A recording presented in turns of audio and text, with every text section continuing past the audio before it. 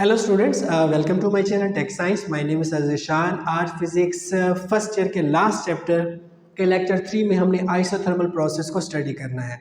Isothermal process एक ऐसा process है जिसमें जो टेम्परेचर है सिस्टम का चेंज नहीं होता, उसका टेम्परेचर क्या रहता है, कांस्टेंट रहता है। तो इसका डेफिनेशन कुछ ऐसा होगा, अ process in which temperature of the system, a process in which temperature of the system temperature of the system remains constant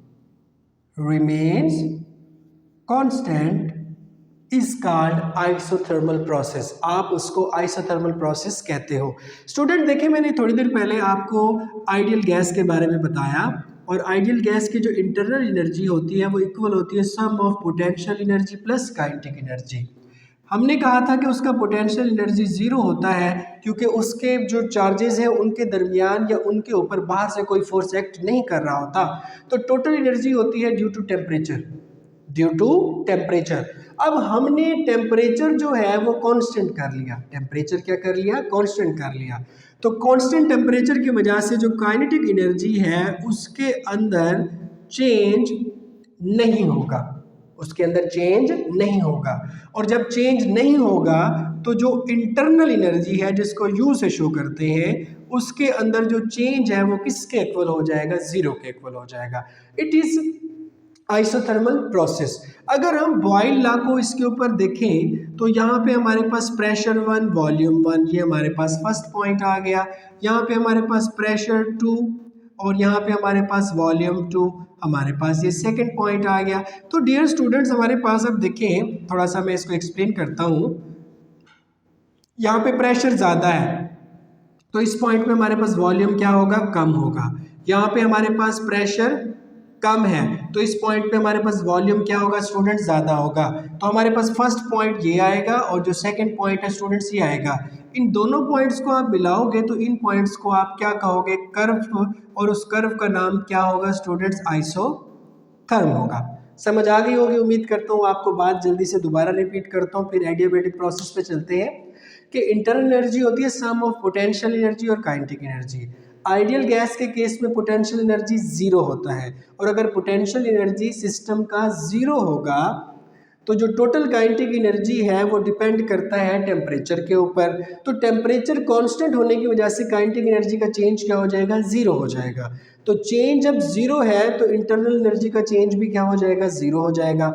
तो हमने अप्लाई करना है फर्स्ट लॉ ऑफ थर्मोडायनामिक्स को, Q is equal to del U plus W।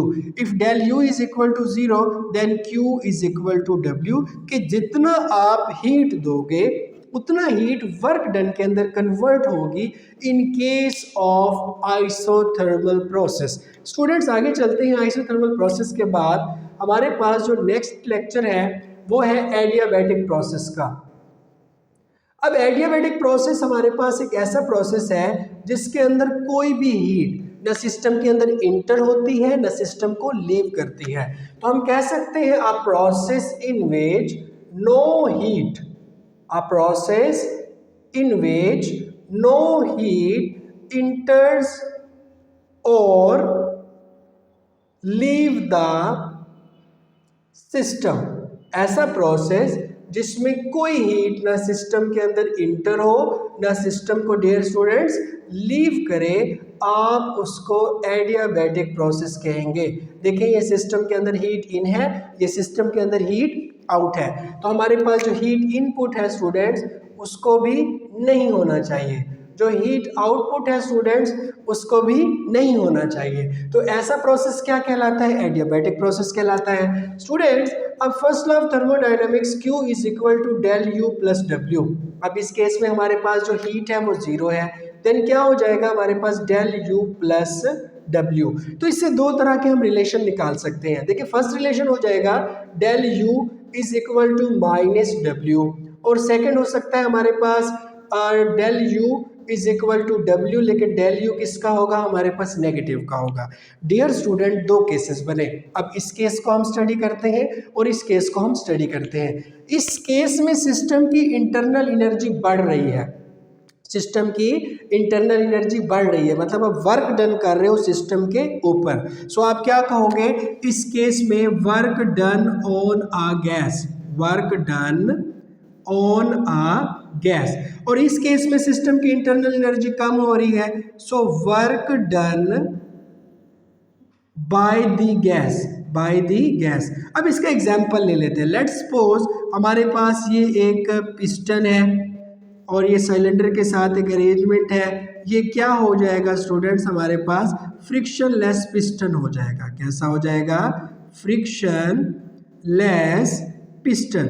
इस friction less piston के अंदर dear students हमारे पास जब ये गैस एक्सपैंड करेगी, ये गैस क्या करेगी हमारे पास, एक्सपैंड करेगी, तो गैस की हमारे पास कंप्रेस करेगी। तो गैस जब कंप्रेस हो रही है तो work done on a gas, work done on a gas, तो सिस्टम की इंटरनल एनर्जी बढ़ रही है। तो आप इसको क्या कहोगे, adiabatic compression, adiabatic compression, adiabatic compression. और सेकंड केस में हमारे पास work done by the gas, तो इसको आप क्या कहोगे, एडियाबैटिक एक्सपेंशन। स्टूडेंट्स अगर हम अब इस केस में ग्राफ को प्लॉट करते हैं बिटवीन प्रेशर एंड वॉल्यूम, इस केस को आप इस एक्सिस को प्रेशर ले लो, इसको वॉल्यूम ले लो, तो यहाँ पे जो आपको ग्राफ मिलेगा, जो कर्व मिलेगा, उस कर्व को आप क्या कहेंगे, एडियाबेट, एडियाबेट। अब एडियाबेटिक जो प्रोसेस है स्टूडेंट्स, उसकी हमारे पास कुछ एग्जांपल्स कुछ इस तरीके से हो सकती है, जैसा कि rapid burst of air, rapid burst from tear in tube of tyre, कि जब हमारे पास टायर का जो ट्यूब है वो फटता है तो उसमें से जो हवा एकदम निकलती है, रैपिड ब्रस्ट ऑफ एयर जो होता है, वो किसकी एग्जांपल है, हमारे पास एडियाबैटिक प्रोसेस की एग्जांपल है। सेकंड चलते हैं हम हमारे पास है क्लाउड फॉर्मेशन, बादलों का बनना। तो बादलों का बनना भी हमारे पास स्टूडेंट्स क्या हो जाता है, हमारे पास क्या हो जाता है, एडियाबैटिक प्रोसेस का एग्जांपल हो जाता है। स्टूडेंट्स ये हमारे पास आइसोथर्मल प्रोसेस और एडियाबैटिक प्रोसेस था। इससे रिलेटेड आपका कोई सवाल हो तो कमेंट सेक्शन में जरूर पूछेगा। लेक्चर को नोट करें, नेक्स्ट टॉपिक की तरफ चलते हैं। Molar specific heat of a gas. Students amount of heat required to raise the temperature of 1 kilogram of substance through 1 Kelvin। जब आप 1 किलोग्राम मैस के टेम्परेचर को 1 केल्विन तक रेज करते हो, 1 किलोग्राम मैस जो है एक गैस का, उसको आप हीट दो और उसका टेम्परेचर कितना रेज हो जाए, 1 केल्विन तक, तो आप इसको कहते हो molar specific heat of a gas. Students हमारे पास मोलर स्पेसिफिक हीट को शो करते हैं C से, यहाँ पे मैं लिख रहा हूँ CV, ये इक्वल हो जाएगा molar specific heat, specific heat at constant pressure, eight constant pressure. ठीक हो गया। नेक्स्ट आ जाएगा हमारे पास C, स्टूडेंट सॉरी इसको हम CP कर लेते हैं। अच्छा नेक्स्ट आ जाएगा हमारे पास CV, molar specific heat at constant volume, constant volume. Dear students अगर इनको हमें डिफाइन करना हो तो हम सारी डेफिनेशन वही लिखेंगे, amount of heat required to raise the temperature of 1 kilogram of substance through 1 kelvin. Last में हम क्या लिखेंगे, ये 3 words, at constant pressure is called molar specific heat at constant pressure. जब इसको डिफाइन करेंगे, amount of heat required to raise the temperature of 1 kilogram of substance through 1 kelvin at constant volume, तो आप इसको क्या कहोगे, molar specific heat at constant volume. अब students हमारे पास इसकी डेफिनेशन तो हो गई। आपके पेपर में आपसे सवाल पूछ लिया जाता है कि CP minus CV is equal to R prove करें, या फिर इस तरीके से सवाल पूछ लिया जाता है CP ग्रेटर देन CV, इसको आप प्रूव करें। तो स्टूडेंट्स इनको प्रूव करना बड़ा आसान है। अब आप देखें हम फर्स्ट लॉ ऑफ थर्मोडायनामिक्स को अप्लाई करने लगे हैं। Q is equal to del U plus W. Q is equal to del U plus W. देखिए स्टूडेंट्स, हमारे पास फर्स्ट ऑफ ऑल हम स्टार्ट करते हैं जब वॉल्यूम इज कांस्टेंट, जब हमारे पास वॉल्यूम क्या हो, कांस्टेंट हो। व्हेन वॉल्यूम इज कांस्टेंट, तो यहाँ पे आ जाएगा C del T is equal to del U, और पर का फार्मूला क्या होता है students, P del V. P del V. अब इस केस में हमारे पास वॉल्यूम कांस्टेंट है, वॉल्यूम कांस्टेंट है। अब हम कांस्टेंट वॉल्यूम के ऊपर देख रहे हैं, तो यहाँ पे हम क्या लिखेंगे, क्यू के साथ सी वी, क्योंकि हमारे पास जो क्यू है वो इक्वल होता है सी डेल टी के। अब हमारे पास वॉल्यूम कांस्टेंट है तो हमने सी वी लिखा, क्योंकि ये क्या है, molar specific heat at constant volume. So students, हमारे पास C V del T is equal to del U plus P del V. अब वॉल्यूम हमारे पास कांस्टेंट है, तो वॉल्यूम कांस्टेंट होने की वजह से चेंज इन वॉल्यूम क्या हो जाएगा, जीरो हो जाएगा। तो रिलेशन क्या बन जाएगा हमारे पास, C V del T is equal to del U plus del V की जगह पे क्या लिख दो, जीरो लिख दो। सो स्टूडेंट्स, डेल यू किस चीज के इक्वल हो जाएगा, C V del T, C V del T हो जाएगा। बात क्लियर हो गई होगी, उम्मीद करता हूँ आपको।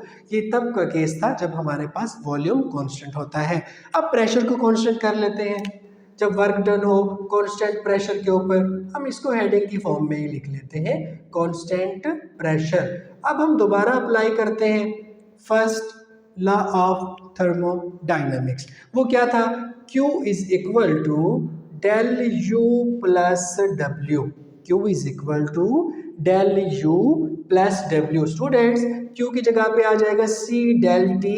प्रेशर कांस्टेंट होने की वजह से हमने यहाँ पे लिख दिया P is equal to del U plus क्या है स्टूडेंट्स, हमारे पास W। अब W जो है वो किस चीज के इक्वल है, W is equal to P del V। W is equal to P del V। अब देखें हमारे पास ये रिलेशन बन रहा है, इसको हम कहते हैं इक्वेशन नंबर 1। इसको हम कह देते हैं स्टूडेंट, इसको मजीद सॉल्व कर लेते हैं पहले। C V del T is equal to del U plus P del V, इसको हम कह देते हैं इक्वेशन नंबर 2। ये केस 1, ये केस क्या हो जाएगा स्टूडेंट, हमारे पास 2 हो जाएगा। अब आप देखो कि ये है सी वी डेल टी जो डेल यू के इक्वल है, और यहाँ पे डेल यू ठहरा हुआ है, तो हम पुट कर रहे हैं इक्वेशन 1 इन इक्वेशन 2। तो 1 को 2 में पुट कर दिया, so C P del T is equal to del U की जगह पे क्या आ जाएगा, C V del T plus P del V. Students, अब इसको मजीद सॉल्व करते हैं, ये ऐसे हो जाएगा सी पी डेल टी, इसको इस साइड पे लाएंगे इक्वेशन के, C V del T is equal to P del V. Students, ये समझ आ गई होगी आपको बात। अब इसको हम कंसीडर कर लेते हैं इक्वेशन नंबर 3। आपने जनरल गैस इक्वेशन के बारे में पढ़ा होगा, P V is equal to N R T. P V is equal to N R T. अगर हमारे पास नंबर ऑफ मोल्स जो है वो 1 हो तो रिलेशन क्या बन जाता है, P V is equal to R T. हमने दोनों साइड पे स्टूडेंट्स चेंज लेना है, इस साइड पे हमने चेंज लिया पी वी, इस साइड पे भी हमने चेंज लिया आर टी, क्योंकि देखें प्रेशर कांस्टेंट है तो उसका चेंज नहीं हो सकता पी डेल वी। हमारे पास आर ऑलरेडी कांस्टेंट है तो उसका चेंज नहीं हो सकता। इसको कर लेते हैं हम equation number 4। So students, P del V किसके इक्वल है, आर डेल टी के इक्वल है, तो हम पुट कर देते हैं 4 को किसके अंदर, 3 के अंदर। Put 4 in 3। So equation number 3 क्या है, C P del T minus C V del T is equal to, ये पी डेल वी है, पी डेल वी किसके इक्वल हो गया, आर डेल टी के। So C P minus C V del T, यहाँ पे क्या आ जाएगा, आर डेल टी से डेल टी कैंसिल हो गया। So C P minus C V is equal to R, C P minus C V is equal to R. इस relation को हमने प्रूव करना था। डियर स्टूडेंट, ये जो आर है जनरल गैस कांस्टेंट है, इसकी वैल्यू होती है 0.0821 एटमॉस्फेयर डेसीमीटर क्यूब पर केल्विन पर मोल। हमारे पास ये आर 0 से बड़ा है, तो हम कह सकते हैं Cp greater than Cv। Student, आप इस लेक्चर को नोट करें, इसके बाद हम नेक्स्ट टॉपिक की तरफ चलते हैं।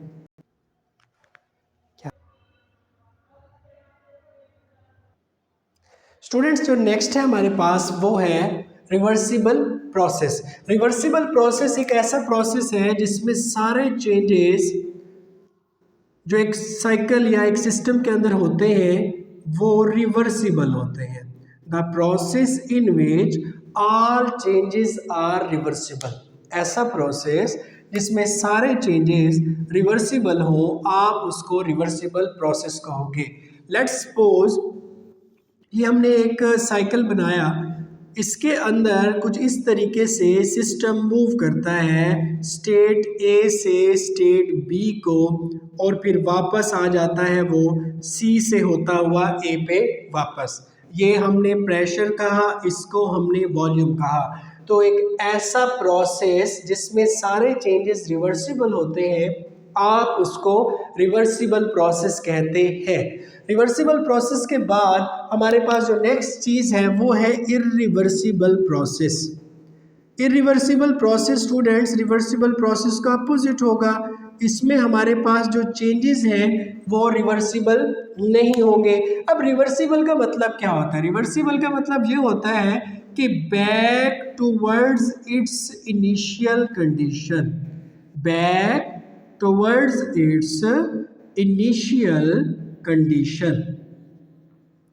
तो इसमें हमारे पास जो सिस्टम है वो इनिशियल कंडीशन की तरफ क्या आ जाता होता है? वापस आ जाता होता है। तो इरिवर्सिबल प्रोसेस में जो चेंजेस हैं वो इरिवर्सिबल होंगे, उसका स्टूडेंट्स अपोजिट हो जाएगा, इरिवर्सिबल होंगे।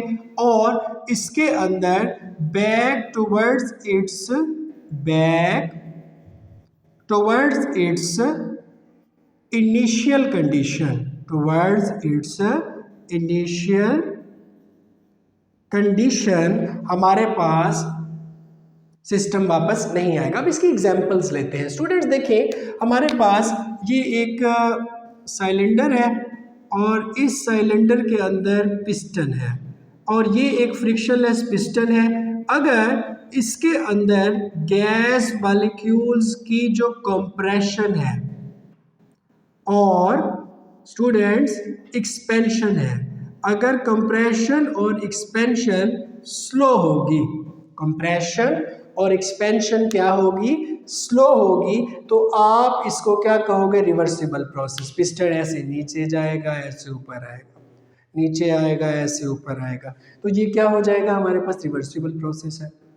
लेकिन इरिवर्सिबल प्रोसेस में मैंने आपसे कहा है कि सिस्टम इनिशियल कंडीशन को वापस नहीं आता। लेट्स सपोज हमारे पास कंडक्शन हुई, कन्वेक्शन हुई, रेडिएशन हुई। अब ये तो हुई गाढ़े गाढ़े अल्फाज हैं। एक सिंपल सी बात करते हो, एक ब्लास्ट हुआ, धमाका हुआ, धमाके के दौरान चीज़ें टूट फूट गई, सारा कुछ ख़राब हो गया, ह्यूमन बॉडी पार्ट्स एक दूसरे से अलहदा हो गए, तो क्या दोबारा वो जुड़ेंगे? नहीं जुड़ेंगे। तो ये किसकी एग्जाम्पल होगी? हाईली इरिवर्सिबल रिएक्शन की एग्जाम्पल होगी। तो मैं यहाँ पे लिख देता हूँ, इसकी एग्जाम्पल में सिर्फ एक्सप्लोजन लिख देता हूँ। वैसे कंडक्शन, कन्वेक्शन, रेडिएशन, ये सारे किसके प्रोसेस है, किसके एग्जाम्पल्स हैं? इरिवर्सिबल प्रोसेस के एग्जाम्पल्स हैं। अब देखो, जो हमारे पास इवेंट्स हुए, जो हमारे पास इवेंट्स हुए जो सिस्टम को उसके इनिशियल कंडीशन पर वापस लाए, उन नंबर ऑफ इवेंट्स को, उन सारे इवेंट्स को डियर स्टूडेंट्स आप क्या कहेंगे? साइकिल कहेंगे। स्टूडेंट्स, ये हमारे पास इरिवर्सिबल प्रोसेस था। इसके बाद हम आते हैं हीट इंजन की तरफ। हीट इंजन क्या चीज़ है? बेसिकली हीट इंजन एक मैकेनिकल डिवाइस है। Heat engine is a mechanical device which converts heat energy into mechanical work. Students, heat engine में आप सिस्टम को हीट देते हो और वो हीट को किस चीज़ में चेंज कर देता है? वर्क में चेंज कर देता है। अगर इसकी फ्लो डायग्राम बनाओ तो कुछ इस तरीके से बनेगी। हमारे पास first of all hot reservoir होगा, यहाँ से सिस्टम को हीट मिलेगी Q1। इस हीट का कुछ हिस्सा चेंज हो जाएगा वर्क डन के अंदर और बाकी रिमेनिंग हीट सिस्टम लीव करेगा कहाँ पे, कोल्ड रिजर्वायर के अंदर। और बेसिकली ये जो कोल्ड रिजर्वायर होता है ये इन्वायरमेंट होता है। ये क्या होता है, इन्वायरमेंट होता है। जैसा कि आपकी गाड़ी है उसका साइलेंसर है तो साइलेंसर से हीट एनवायरनमेंट के अंदर जा रही है तो वो लो टेम्परेचर रिजर्वायर Q2 और engine high temperature reservoir Q1 और गाड़ी क्या परफॉर्म कर रही है, वर्क परफॉर्म कर रही है। अब दो टेम्परेचर रिजर्वायर का होना ज़रूरी है। तो केल्विन स्टेटमेंट आती है कि ऐसा हीट इंजन बनाना इम्पॉसिबल है, it is impossible to construct a heat engine. ऐसा हीट इंजन बनाना इम्पॉसिबल है जो सिर्फ एक हॉट रिजर्वायर पर काम करे। तो केल्विन स्टेटमेंट के मुताबिक हीट इंजन को जब हम डिज़ाइन करते हैं तो कम से कम हमारे पास दो टेम्परेचर रिजर्वायर का होना ज़रूरी है।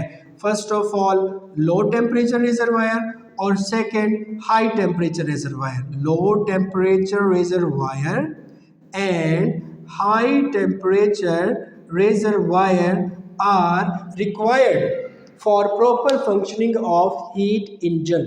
अब हमने टोटल हीट जो सिस्टम को दी थी स्टूडेंट्स वो क्यू दी थी, कितना हीट दी थी हमने, क्यू दी थी।